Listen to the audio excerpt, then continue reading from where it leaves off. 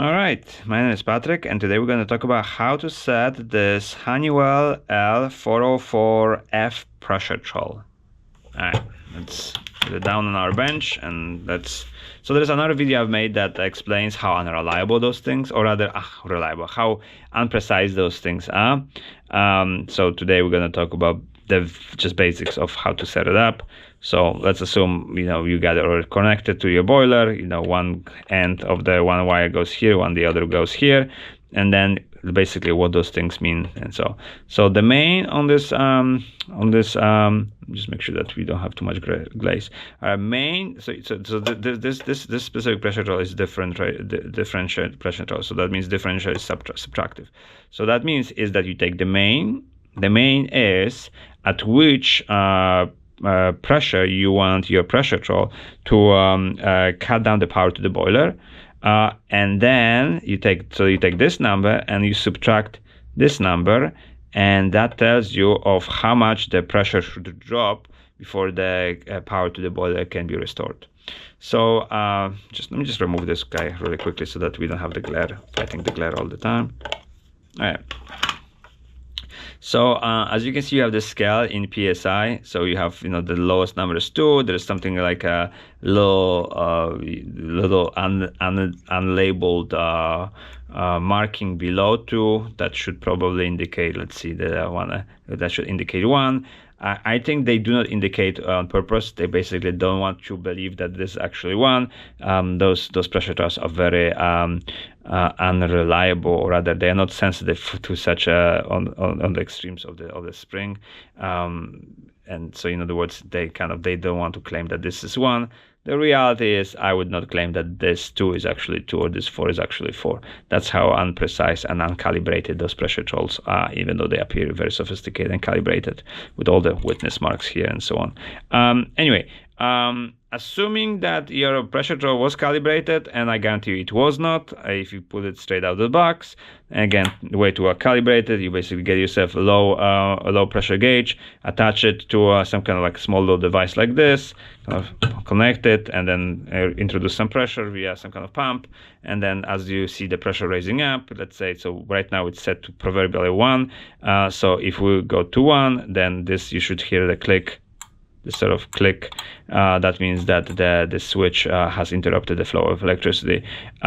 Without this rig, you can do kind of the more rough way by connecting this pressure troll to your boiler via obviously the pigtail. You create some kind of connection like right here, some kind of T, so that the pigtail goes here, and then you have a T going to your low pressure gauge, and then to pressure troll, and then basically you observe your boiler when you set the thermostat to a bit higher than normally, so that by definition the pressure troll has to, or rather the boiler has to work harder to kind of build up, so it has a potential of building up the pressure, and you watch the pressure raising up, and then let's say you had set it to proverbially 1 being that this is where the pressure, the boiler should cut off. Obviously, probably you won't hear this little click because obviously the boiler is very loud. So the pressure builds up to 1. 1 is here. You hear the click. The boiler shuts down, and then the idea is that then the pressure starts dropping, and at some point it's supposed to the pressure trough should restore the power to the boiler. So in other words, you hear 1 click like this, and at some point you should hear another click that follows, something like this. That means right now so I move this up and down the thing. So that means the pressure, the power is restored to the boiler. So right now this differential is set to on PSI scale to let's call it 75. So that means again, in theory, this pressure trough should allow the pressure in your boiler to build up to 1, and then at 1 it cuts off the power to your boiler, and the pressure drops by 0.75 based on this scale, 0.75, so close to 0, and then you should hear another click, or that the boiler starts working again.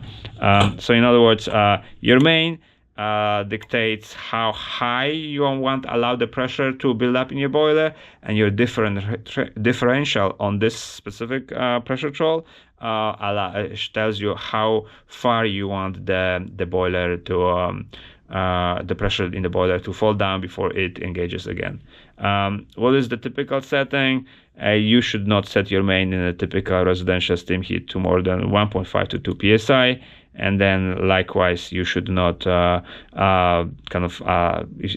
you figure out how much you need the pressure to drop.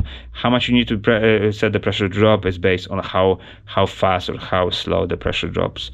Ideally, you want the pressure to drop obviously as much as possible, so that there's very low pressure. You do not want to set it in such a way that the pressure has to drop all the way to zero, so for the boiler to re-engage. Why is that? Because you might notice that sometimes the pressure drops to zero and you never hear that second click. So that means that you hear only one click, the one that interrupts the power, and then the pressure keeps on dropping, drops to zero, and you never hear the second click, which means the boiler never turns itself on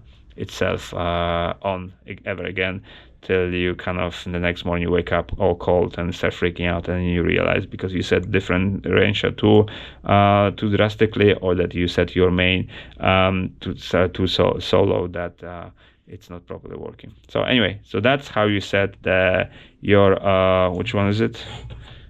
L404F Pressuretrol.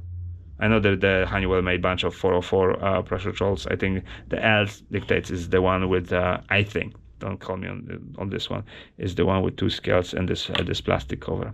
So again, I hope it was helpful for somebody.